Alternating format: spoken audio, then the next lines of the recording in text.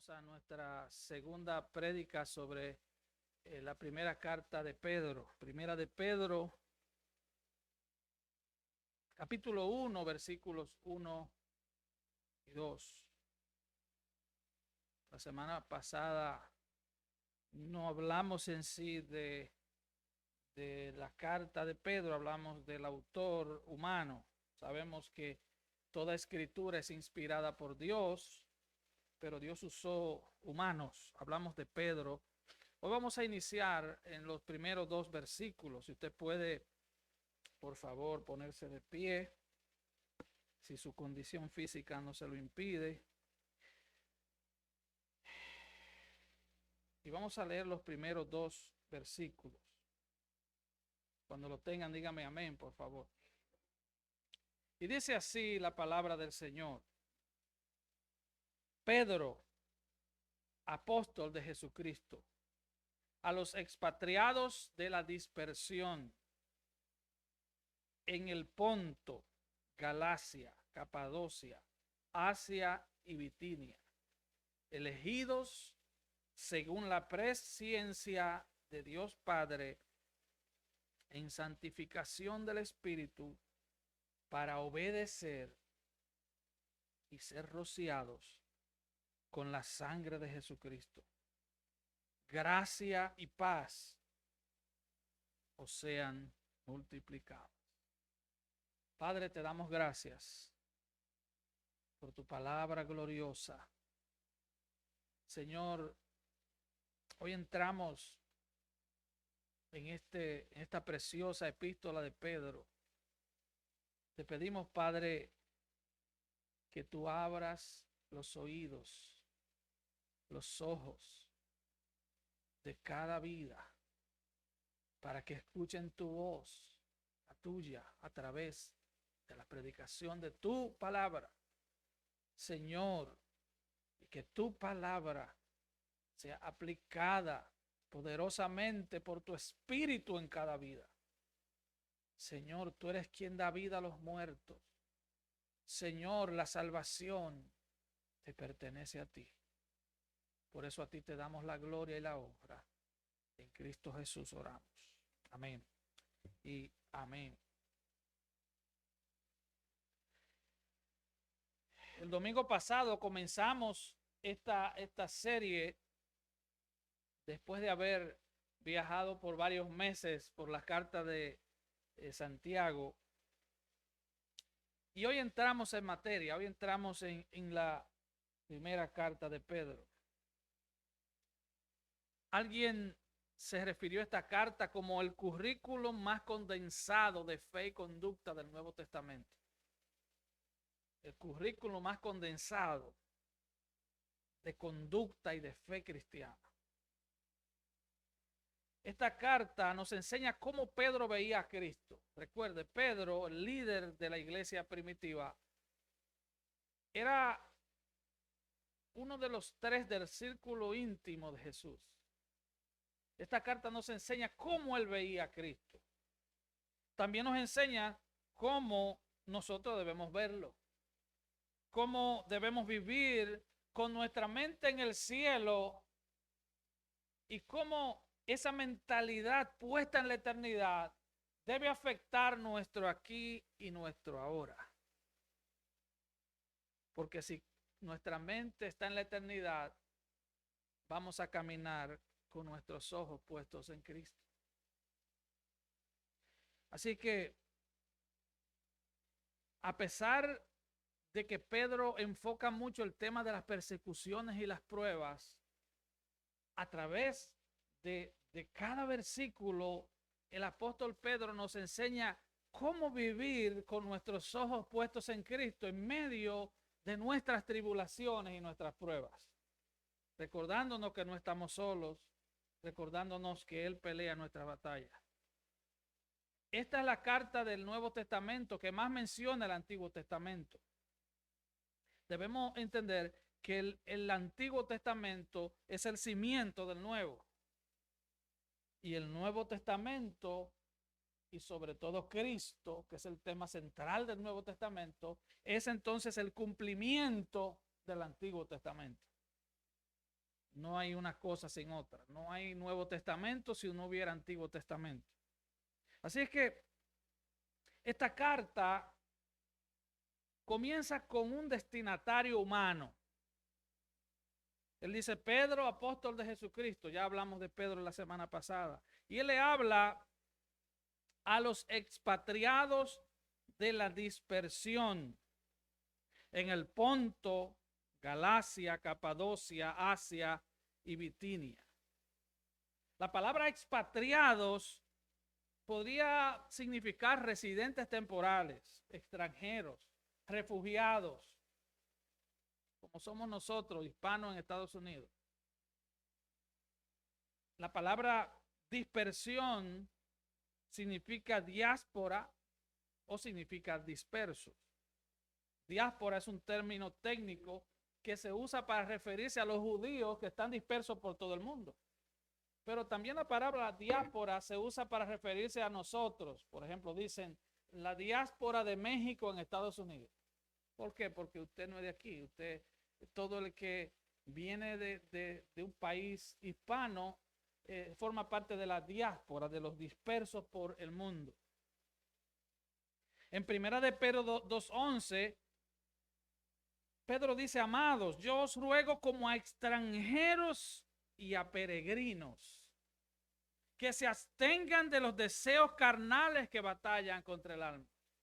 Así que, aunque Pedro comienza hablándoles a un grupo de provincias de lo que se llamaba Asia Menor y que hoy es Turquía, y esas provincias son el Ponto, Galacia, Capadocia, Asia y Bitinia, pero él se refiere a algo más. Él se está refiriendo a su iglesia, a la iglesia de Cristo. Él está diciendo, ustedes son extranjeros y peregrinos en esta tierra.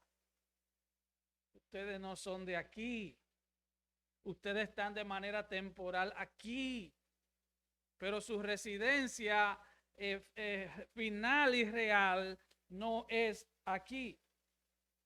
Vemos en Hebreos 11, como hablando de Abraham, dice que él esperaba una ciudad que tiene fundamentos, cuyo arquitecto es Dios. Esperaba una ciudad. Él entendía que él era un peregrino, un extranjero de paso por esta tierra. Amado hermano, amada hermana, no importa los años que vivas en esta tierra, tú estás de paso por esta tierra. Tu destino final, la parada final del tren es el cielo. Es la eternidad. Debemos entonces poner nuestros ojos en Cristo. Así que, más que dirigirse a extranjeros que están lejos de su tierra natal, él se refiere a todos los creyentes, los cuales son espiritualmente expatriados en el mundo. Por eso Juan el apóstol hace tanto énfasis, por ejemplo, en que los cristianos seremos perseguidos. Jesús hizo énfasis en que si lo odiaban a él, nos odiarían a nosotros. Usted se da cuenta cómo está los medios de comunicación hoy. Cómo se burlan del evangelio, cómo se burlan de la iglesia. De manera pública, ya no lo hacen de manera sutil, sino de manera pública. Así que los cristianos somos extranjeros en el mundo, andamos peregrinando lejos de nuestro hogar. Aquel antiguo himno decía, no puede el mundo ser mi hogar. Y él comienza diciendo, la senda ancha dejaré, yo quiero por la angosta andar. Y muchos me dirán por qué, mas voy a mi celeste hogar. El hogar del cristiano es el cielo, en la presencia del Señor, donde no habrá más llanto ni dolor, donde el Señor mismo nos alumbrará, no habrá necesidad de luz de sol ni de luna, el Señor mismo nos alumbrará con su presencia, y no solo eso, Él enjugará toda lágrima de los ojos de ellos, de nosotros. Ahora el versículo 2 pasa entra en materia. Pedro inmediatamente entra en materia. Él no hace una larga introducción y yo tampoco la voy a hacer. Él nos habla de la esencia de la elección de los cristianos. Hermanos, la salvación le pertenece al Señor. La salvación de todo ser humano no le pertenece al predicador, le pertenece al Señor. El Señor es el autor de la salvación de todo ser humano. El Señor es el sustentador de la salvación de todo ser humano. Todo se origina en Él, porque todo fue creado en Él, por Él y para Él. Por eso a Él debe ser toda la gloria. La palabra elegidos es la palabra eclectos. Eclectos viene de la palabra eclesia, iglesia en griego. Nosotros somos la eclesía, los traídos de afuera, sacados del mundo, injertados en el cuerpo de Cristo. Eso es lo que significa la palabra iglesia. Los cristianos son extranjeros selectos, extranjeros escogidos por Dios. Primera de Pedro 2:9 dice que nosotros somos linaje escogido, nación santa, pueblo adquirido por Dios. Y Deuteronomio 7:6, ya en el Antiguo Testamento, él le decía al pueblo de Israel: porque tú eres pueblo santo para Jehová tu Dios. Jehová tu Dios te ha escogido para hacerle un pueblo especial más que todos los pueblos que están sobre la tierra. Deuteronomio 14:2, porque eres pueblo santo a Jehová tu Dios, y Jehová te ha escogido para que le seas un pueblo único entre todos los pueblos que están sobre la tierra. Escogidos por Dios. Desde el principio Dios nos escogió. Mira lo que dice Efesios 1:11. En él asimismo tuvimos herencia, habiendo sido predestinados conforme al propósito del que hace todas las cosas según el designio de su voluntad. Ahora, aquí hay algo interesante. Porque cuando usted se casó, usted vio algo bueno en la persona con que se casó. Usted vio virtudes. Usted vio buenas cualidades. Muy posible vio belleza. Y eso lo atrajo a usted. Pero eso no pasó con usted en cuanto a Dios.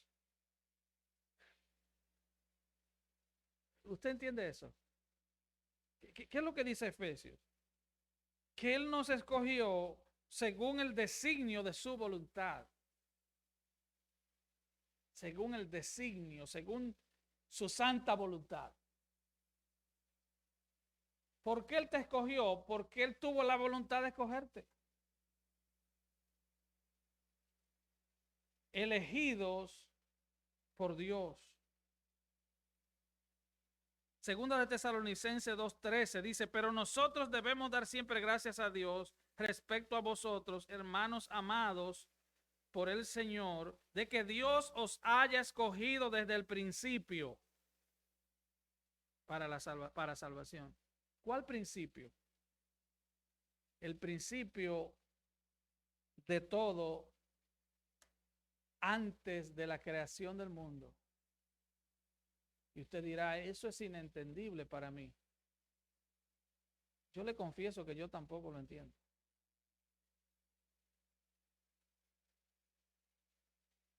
Mire lo que dice Deuteronomio 29:29. Vaya conmigo, por favor, a ese versículo. 29:29, para que entendamos algo. ¿Lo tiene? Las cosas secretas pertenecen a Jehová nuestro Dios, mas las reveladas son para nosotros y para nuestros hijos para siempre, para que cumplamos todas las palabras de esta ley. Las cosas secretas le pertenecen a Dios, las cosas reveladas en la palabra nos pertenecen a nosotros. ¿Para qué? Para que obedezcamos y cumplamos la palabra. Así que aquí nos estamos metiendo en un terreno difícil, pero a la vez fácil. Fuimos escogidos por Dios. Mire lo que dice Juan 6, 37, 44. Todo lo que el Padre me da vendrá a mí, y al que a mí viene no le echo fuera. Porque he descendido del cielo no para hacer mi voluntad, sino la voluntad del que me envió. Y esta es la voluntad del Padre, el que me envió, que de todo lo que Él me diere, no pierda yo nada, sino que lo resucite en el día postrero. Y esta es la voluntad del que me ha enviado, que todo aquel que ve al Hijo y cree en Él tenga vida eterna, y yo les resucitaré en el día postrero. Y dice el versículo 41, murmuraban entonces de él los judíos, porque había dicho, yo soy el pan que descendió del cielo. Y decían, ¿no es este Jesús el hijo de José, cuyo padre y madre nosotros conocemos? ¿Cómo pues dice este, del cielo he descendido? Jesús respondió y dijo, no murmuréis entre vosotros. Ninguno puede venir a mí si el Padre que me envió no le trajere, y yo les resucitaré en el día postrero. El Padre te ha traído a Cristo. El Padre te ha traído a Cristo. Tú dirás, bueno, no, a mí me invitó mi esposa, o me invitó mi esposo, o a mí me invitó un vecino. Bueno, Dios puede usar a un vecino, Dios puede usar a tu padre, a tu esposa, Dios puede usar a tus hijos, Dios puede usar a la suegra, Dios puede usar al yerno, Dios puede usar a quien Él quiera, pero Dios es el que trae. Dios es el que nos trae. Dios es el que nos trae. Y entender esto nos da seguridad. Nos da seguridad de que el Padre no tiene un laboratorio donde está inventando. Digo, déjame traer a Marlene a ver si ella da o no da. No. Y vamos a ver eso en el próximo punto. Mira lo que Juan en su oración, la oración sacerdotal, Juan 17, lo que Jesús le oraba al Padre. He manifestado tu nombre a los hombres que del mundo me diste. Me diste, él usa mucho la palabra me diste, la frase. Tuyos eran y me los diste, y han guardado tu palabra. Versículo 12, cuando estaba con ellos en el mundo, yo los guardaba en tu nombre. A los que me diste, yo los guardé, y ninguno de ellos se perdió. Versículo 24, Padre, aquellos que me has dado, quiero que donde yo estoy, también ellos estén conmigo, para que vean mi gloria que me has dado, porque me has amado desde antes de la fundación del mundo. Dios amó al Hijo desde antes de la fundación del mundo. Dios el Padre amó al Hijo desde antes de la fundación del mundo. Y Dios te escogió a ti desde antes de la fundación del mundo. Desde antes de que tus abuelos o bisabuelos se conocieran. Y yo quiero que usted use en esta mañana su materia gris, sus neuronas. Lo necesito activo. Porque Dios no es como nosotros. Su conocimiento es perfecto, su amor es perfecto. Y Él ve el cuadro completo desde la eternidad pasada hasta la eternidad futura. Todo está delante de Él. Dice Juan 5:21, porque como el Padre levanta a los muertos y les da vida, así también el Hijo a los que quiere da vida, a los que quiere. A los que quiere. Ahora, ¿cuál es el principio básico de la elección? Dice, escogidos según la presciencia de Dios Padre. ¿Qué significa la palabra presciencia? Bueno, voy a decirle primero qué no significa. Esto no significa que como Dios conoce el futuro, Él dijo, bueno, como yo sé que este hermano va a ir a la iglesia un día, yo lo voy a escoger. Como yo sé que él va a aceptar el llamado de Dios, yo lo voy a escoger. Eso no es lo que significa. Presciencia es conocimiento previo. Él nos escoge desde antes de la fundación del mundo por razones que no conocemos, por el puro afecto de su voluntad. Pero cuando la Biblia habla de conocer, no se refiere a que Él sepa tu tipo de sangre, tu nombre y tu dirección. Cuando Dios habla en su palabra de conocer, está hablando de un amor íntimo. Por ejemplo, y Adán conoció a Eva, la cual dio a luz a fulano. Eso está en toda la Biblia. Así que Él no solo te conoció intelectualmente, Él te amó desde antes de la fundación del mundo. Desde antes de tu existir. Por eso le dije, quiero que me presten sus neuronas esta mañana. Desde antes de tu existir, Él te amaba. Eso es lo que la Biblia dice. Desde antes que tú existieras, desde antes que incluso existiera todo tu árbol genealógico hacia atrás. Él escogió antes de la fundación del mundo. Él te escogió. Él te escogió en la eternidad pasada. Él te escogió antes que el mundo existiera. Y luego, cuando tú naciste, comenzaste a crecer, Dios usó instrumentos humanos. Porque Dios es soberano en la salvación. Él es soberano. Él es que dispone. Hermano, el ser humano está tan torcido que nos queremos llevar la gloria hasta de la salvación de los perdidos. Nos queremos llevar la gloria hasta de nuestra propia salvación. ¿Usted está entendiendo? La gloria le pertenece a Él. Él es quien te escogió cuando no existías. ¿Cuántos han leído el Salmo 139? Como 2 personas lo han leído. Le aconsejo que lo lea. Mi embrión vieron tus ojos, y en un libro fueron escritas todas las cosas que luego fueron formadas, sin faltar una de ellas.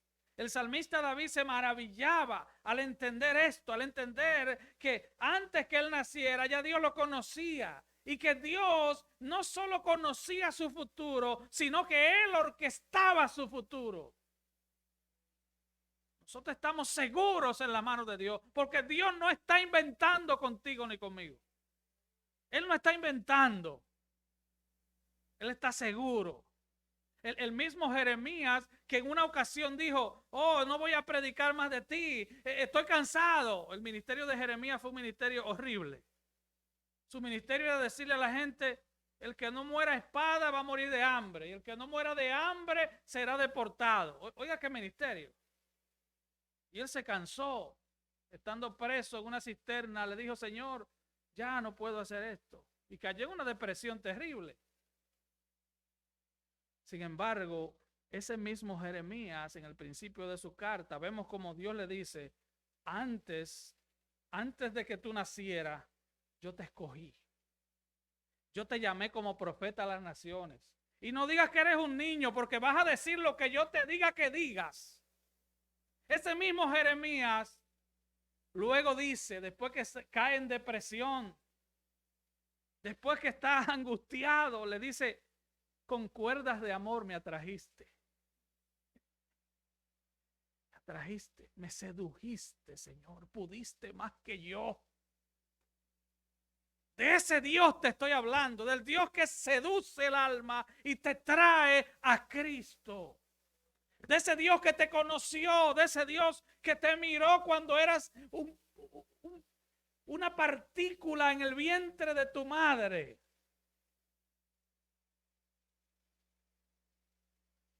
Bueno, las leyes terrenales en Estados Unidos dicen que un bebé antes de los 3 meses puede ser abortado porque todavía no tiene fuerzas para vivir solo fuera del vientre de la madre, y que por lo tanto la mujer tiene derecho a elegir.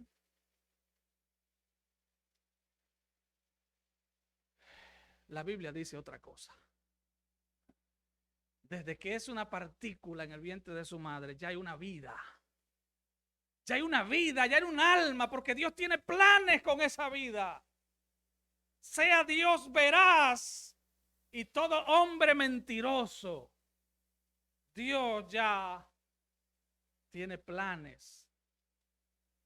Tiene planes porque tenía planes. ¿Usted está entendiendo eso? Él tiene planes contigo porque tenía planes contigo. Así que la palabra presciencia es en griego prognosis, significa conocimiento previo, intención eterna, predeterminada, amorosa y salvadora. No es solo conocimiento intelectual, es amor. Él te conoció porque te amó. Oye, y Él te sigue amando, conociéndote mejor que nadie. Eso me sorprende de Dios. Que nos conoce tan bien. Conoce exactamente 100% como somos. Juan 10:14. Yo soy el buen pastor y conozco mis ovejas y las mías me conocen. Vuelvo y recalco, Jesús no está hablando de conocimiento intelectual. No es que Él conoce tu nombre y tu apellido y quién eran tus padres y de qué familia vienes y de qué ciudad vienes. No, Él te ama, es un amor eterno. Con amor eterno me has amado, decía Jeremías. Con amor eterno. ¿Por qué eterno? Porque Él te amó en la eternidad pasada. Oh, eso es inexplicable. Hay cosas que pertenecen a los secretos de Dios, como leímos en Deuteronomio 29:29. Las cosas secretas le pertenecen a Dios y las que Él nos ha revelado nos pertenecen a nosotros para que vivamos por ellas. Juan 10:15. Así como el Padre me conoce y yo conozco al Padre y pongo mi vida por las ovejas, pero vosotros no creéis porque no soy de mis ovejas, como os he dicho. Mis ovejas oyen mi voz y yo las conozco y me siguen. Y yo les doy vida eterna y no perecerán jamás, ni nadie las arrebatará de mi mano. Él nos escogió conforme al amor eterno que nos tuvo en la eternidad pasada. Así como nos vemos, así humildes, pequeñitos, Él nos escogió. Somos los amados del Señor. Él nos amó desde antes de la fundación del mundo. ¿Acaso esta enseñanza hace que nos llenemos de orgullo? No, es todo lo contrario. Porque al yo entender que Dios no vio nada especial en mí para escogerme, porque yo ni siquiera había nacido, eso quita todo orgullo de nosotros. Cuando Él te escogió para salvación, cuando Él te amó para traerte a Cristo, tú solo existías en la mente eterna de un Dios eterno. ¿Usted está entendiendo eso? Ahora, Pedro sigue diciendo, es elegido según la presencia de Dios Padre en santificación del Espíritu. ¿Para qué abarca esa elección? Dice en santificación del Espíritu. La palabra santificación es separación, consagración, santidad. Él te apartó para Cristo, pero eso involucra varias cosas. La santificación abarca todo lo que el Espíritu Santo produce en la salvación de un creyente. Número 1, fe. Él te escogió, pero ahora Él te da fe. Y oye, Él te da fe, pero quien tiene que creer eres tú. Él te da la fe. ¿Pero para qué? Para que tú creas. Él no puede creer por ti. Número 2, Él te da arrepentimiento. Usted ha oído gente que dice, yo voy a vivir mi vida, yo soy joven, y después cuando sea un viejito yo me voy a arrepentir. Eso es imposible. Eso es imposible. Porque quien nos regala el arrepentimiento, quien nos abre los ojos para que entendamos que hemos pecado contra Dios, es Dios. Eso es un regalo de Dios. El arrepentimiento es un regalo de Dios. Todo el mundo puede llegar al nivel de la culpa, sentirse culpable. Y la culpa es para el alma lo que el dolor es para el cuerpo. ¿Entendemos eso? Por ejemplo, si a usted le duele un brazo, usted sabe que hay algún problema en esa área. Entonces usted va al médico. ¿Verdad que sí? Si usted tiene culpa en su alma, porque usted sabe que ha pecado, y usted se queda en la culpa, no va a pasar nada. Usted va a morir culpable. Él le dijo a los fariseos, ustedes en sus pecados morirán. Ahora, si la culpa te trae a Cristo en arrepentimiento, es porque Dios ha provisto arrepentimiento para ti. Te puedes quedar en la culpa, porque la culpa mata. La culpa es buena, pero si no la tratas con el arrepentimiento, la culpa mata. Hay gente que se muere con un corazón culpable. Lo mismo pasa con el dolor. Tienes un dolor en un brazo y no vas al médico, es posible que un par de meses después te duela el pecho. Y después te va a doler el otro porque eso se va esparciendo. Dios nos regala. Mira lo que dice Hechos 11:17. Si Dios pues le concedió también el mismo don que a nosotros que hemos creído en el Señor Jesucristo, ¿quién era yo que pudiese estorbar a Dios? Entonces, oídas estas cosas, callaron y glorificaron a Dios diciendo, de manera que también a los gentiles ha dado Dios arrepentimiento para vida. Ellos estaban asombrados de que Dios no solo le diera arrepentimiento a los judíos, sino a los gentiles. Porque Dios es quien produce arrepentimiento. Porque el arrepentimiento es la puerta de entrada al reino de Dios. ¿Usted sabía eso? Arrepentíos y convertíos para que sean borrados vuestros pecados, para que vengan de la presencia del Señor tiempos de refrigerio. Juan el Bautista comenzó su ministerio diciendo, arrepentíos y convertíos. Jesús comenzó su ministerio diciendo, arrepentíos y convertíos. Así que el arrepentimiento es producto de la salvación, la fe, el arrepentimiento, la regeneración, el nuevo nacimiento. Tito 3:4 dice, pero cuando se manifestó la bondad de Dios, nuestro Salvador, y su amor para con los hombres, nos salvó, no por obra de justicia que nosotros hubiéramos hecho, sino por su misericordia, por el lavamiento de la regeneración y por la renovación en el Espíritu Santo. Es la obra de regeneración. Es la nueva vida que el Espíritu Santo produce en nosotros. Por eso ahora tenemos capacidad, estamos habilitados para poder servirle a Dios. A pesar de las flaquezas.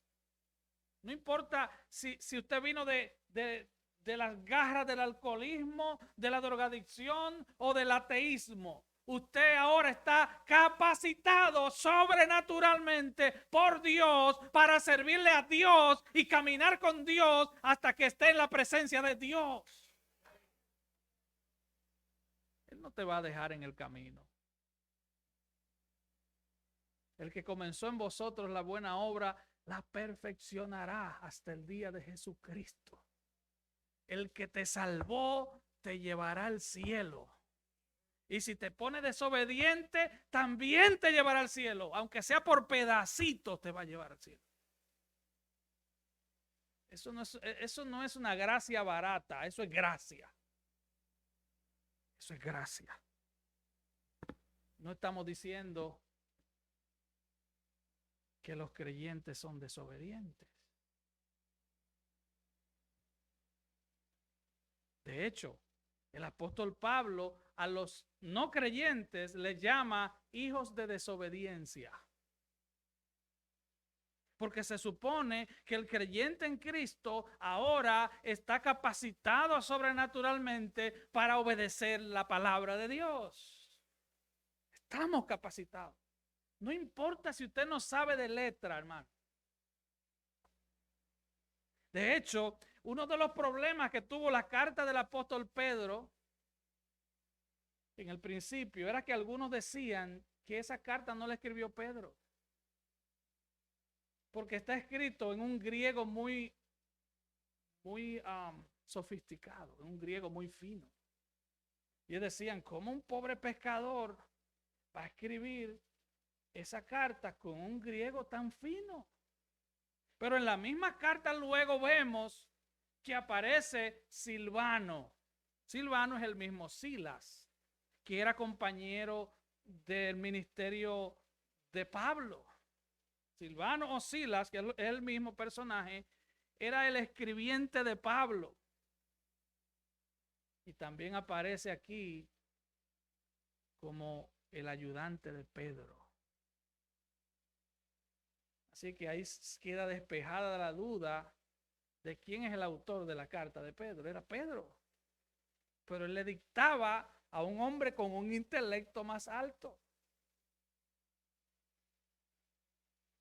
Así que no solo en la santificación, no solo tú recibes fe, no solo tú recibes arrepentimiento, no solo recibes una nueva vida, naces de nuevo, sino que eres adoptado en la familia de Dios.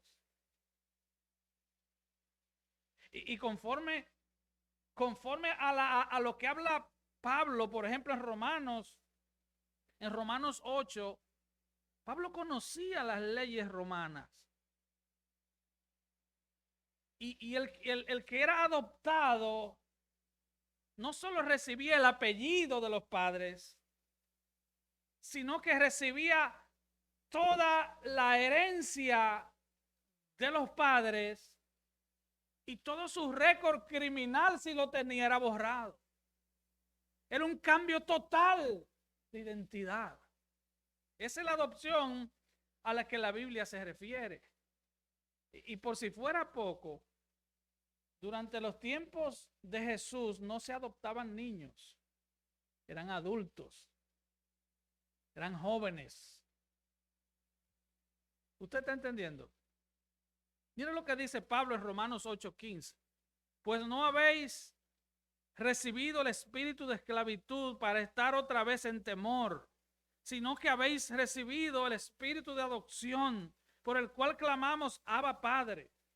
El mismo espíritu da testimonio a nuestro espíritu de que somos hijos de Dios. Y si hijos, también herederos, herederos de Dios y coherederos con Cristo, si es que padecemos juntamente con Él, para que juntamente con Él seamos glorificados.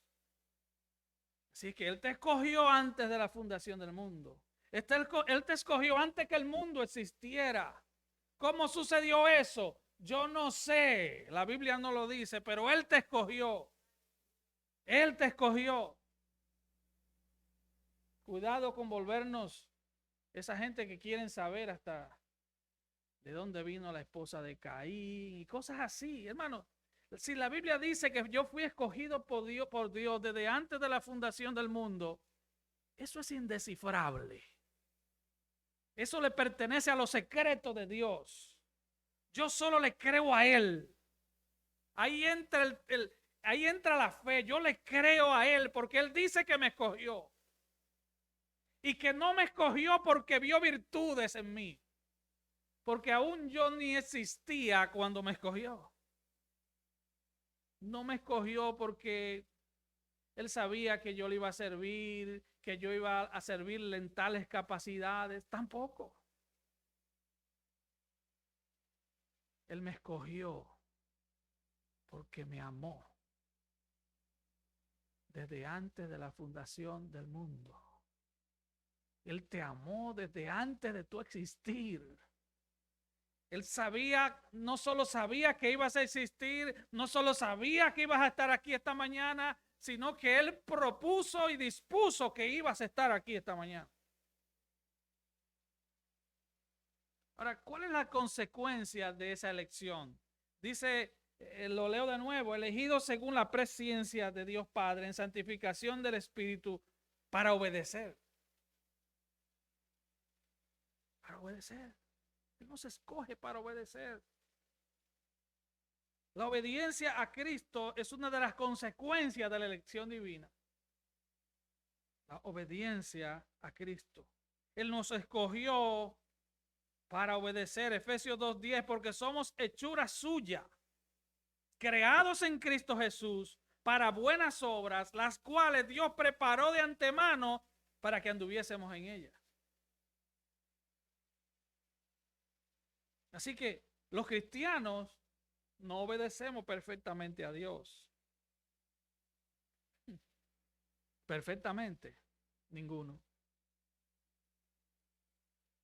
Es más, si usted pone delante de usted los dos grandes mandamientos, usted sabe que Jesús redujo los 10 mandamientos, no los redujo, sino que los concentró en dos. ¿Cuáles son? Amarás al Señor tu Dios con toda tu alma, con toda tu fuerza, con todo tu corazón, y amarás a tu prójimo como a ti mismo. Póngalo delante de usted ahora en su mente. Hermano, honestamente, aquí entre nosotros, es imposible cumplir esos dos mandamientos por 5 minutos. Si nos analizamos de verdad. Es imposible.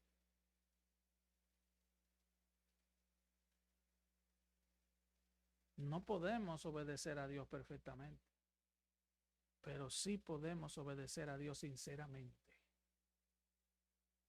Ahora nosotros damos lo mejor que tenemos para agradar a Dios. Ahora nosotros nos esforzamos por darle muerte al pecado que habita en nosotros para poder agradar a Dios. ¿Usted está entendiendo? No es que lo vamos a hacer perfectamente, pero el cristiano siempre está luchando. Siempre estamos luchando. Siempre estamos luchando por agradar a Dios. ¿Por qué? Porque ya nosotros hemos sido cambiados. Nuestro corazón ha sido cambiado por Dios. Ya no, nosotros no somos enemigos de Dios, ni Dios es enemigo nuestro. Número 2, ¿cuáles son las consecuencias de la elección? Bueno, para obedecer, y luego dice, para ser rociados con la sangre de Cristo. Mateo 26:26 dice, y mientras comían, tomó Jesús el pan y bendijo y lo partió y dio a sus discípulos y dijo, tomad, comed, esto es mi cuerpo. Y tomando la copa y habiendo dado gracia, les dio, diciendo, bebed de ella todos, porque esto es mi sangre del nuevo pacto. Fuimos escogidos por Dios. Dios nos dio fe para creer y a través de esa fe recibimos la gracia de Dios. Fuimos regenerados. Dios puso en nosotros arrepentimiento. Dios nos adoptó en su familia. Tenemos un Padre. Cristo es nuestro hermano mayor. Y todo el que está a tu lado, si es cristiano, es tu hermano.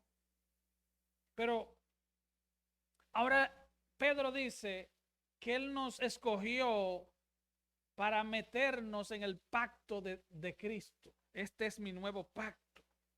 Esta es mi sangre de nuevo pacto. Entramos entonces en un pacto vinculante, en un pacto de obediencia, donde los pactos anteriormente, y para más información, léase Génesis 17, hacía que las personas mataran un animal, un cordero, lo partieran por mitad, pusieran las dos partes a los lados, y las personas que hacían el pacto cruzaban por el medio de las dos partes del animal. Qué complicado, ¿verdad? Ahora se hace un contrato y se firma. Pero en ese entonces se ponían las dos partes del animal en cada lado, y eso significaba que si tú violabas el pacto, te iba a pasar lo mismo que al animal. Al pasar por el medio del animal, esa era la firma del contrato. Ahora el asunto es que en este pacto el cordero es Cristo. Si usted lee la historia, se dará cuenta que Él murió el día de la Pascua, porque Cristo es la Pascua. Él es el Cordero de Dios que quita el pecado del mundo. En Él se cumplen las Escrituras. A partir de ese día, los sacrificios de animales cesaron, porque Cristo es el verdadero Cordero que quita el pecado del mundo. Así que al entrar bajo el pacto de sangre, el pacto de la sangre de Cristo, entramos en un pacto de obediencia. Comenzamos a caminar bajo el señorío de Cristo. Así que fuimos escogidos por Dios, no para vivir como nos dé la gana, hermano. Fuimos escogidos por Dios para obedecer a Dios, para obedecer su palabra. Primera de Juan 2, versículo 3 al 6. En esto sabemos que nosotros le conocemos si guardamos sus mandamientos.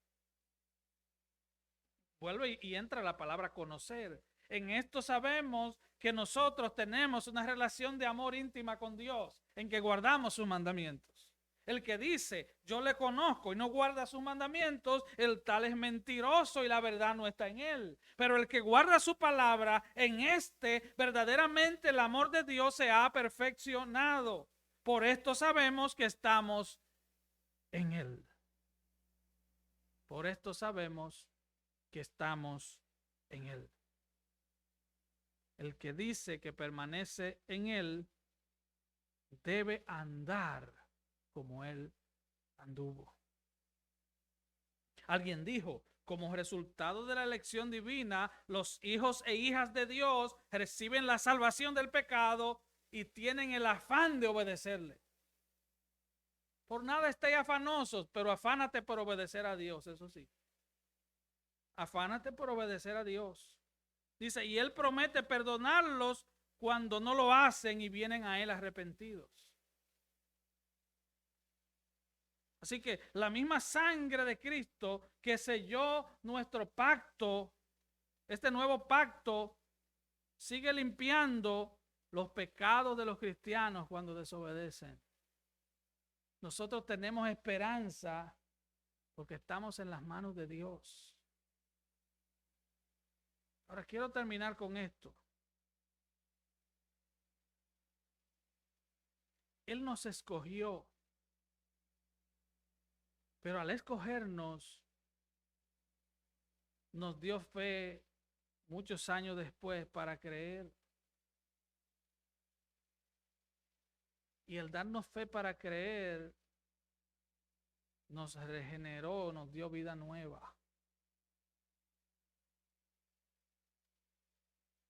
Hermanos, ¿sabe qué significa eso? No que vamos a caminar en perfección. Significa que vamos a caminar en Él. ¿Estamos aquí? Eso no significa que, oh, tú vas a ser perfecto. Hay gente que me han dicho, no sé si a usted le ha dicho, yo todavía no estoy preparado para venir a Cristo. Y yo le digo, yo tampoco. Yo tampoco. Hermano, nadie está preparado para venir a Cristo. Ahora, la promesa es que el que a Él viene, Él no lo echa fuera. Eso es gracia. Tú eres la persona menos preparada del mundo, según tus conceptos, para venir a Cristo. Y tú te miras a sí mismo y tú dices, wow, es que hay tantas flaquezas en mí. Yo me miro en el espejo de la palabra y me veo tan mal. ¿Cómo yo voy a servir a Cristo?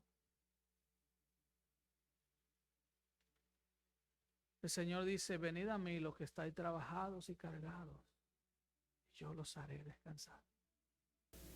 Y le dice luego, y tomen mi yugo, porque mi yugo es liviano. El pecado pesa más y muchos lo llevan. El pecado enferma, envejece y te lleva al infierno. El yugo de Cristo es liviano, porque limpia hasta tu conciencia. La sangre de Cristo limpia tu conciencia y te prepara para el cielo.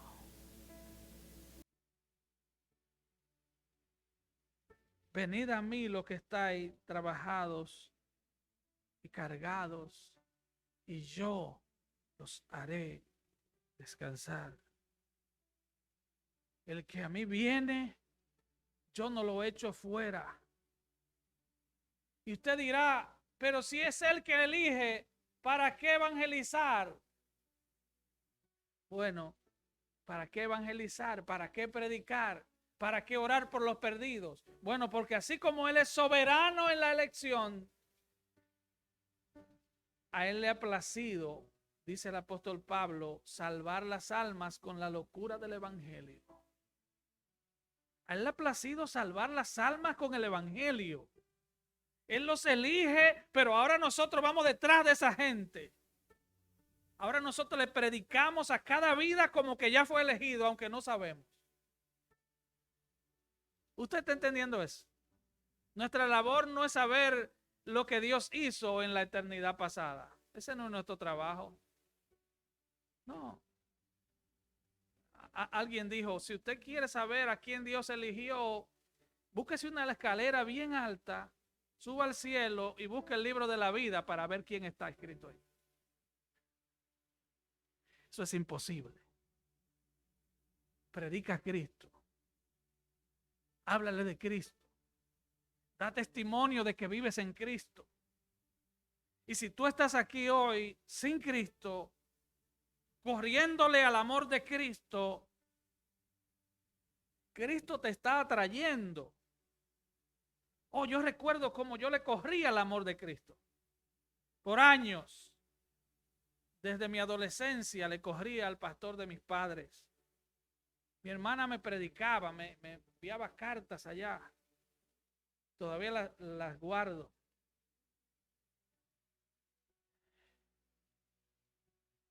Y Dios orquestó situaciones.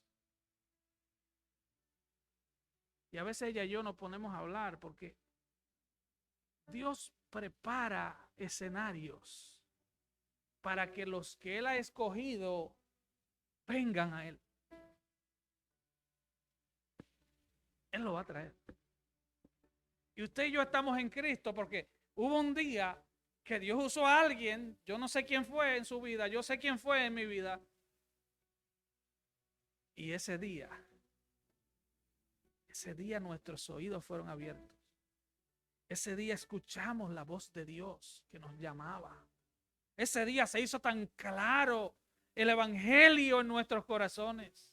Ese día el Espíritu Santo nos quitó la venda. Ese día comenzamos a caminar con el Señor.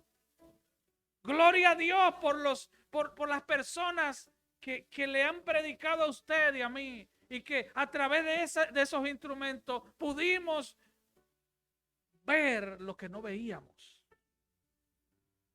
Primero de Juan 3, 1 al 3. Mirad cuál amor nos ha dado el Padre para que seamos llamados hijos de Dios.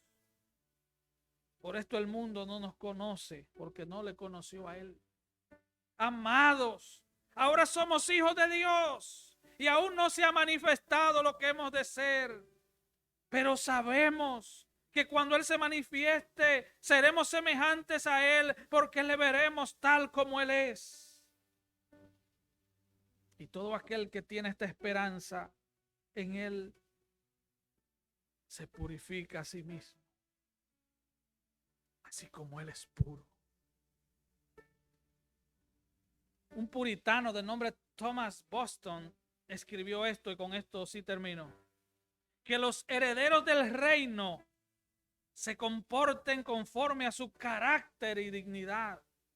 Vive como quien tiene la fe y la esperanza de este reino glorioso. Que tu conversación esté fijada en el cielo. Que tu alma se deleite en comunión con Dios mientras estás en la tierra, pues buscas tu felicidad en la comunión con Él en el cielo. Que tu forma de hablar y tus acciones tengan sabor a cielo. Y que tu forma de vivir represente al país hacia el que te diriges, el cielo. Póngase de pie, por favor. Aleluya.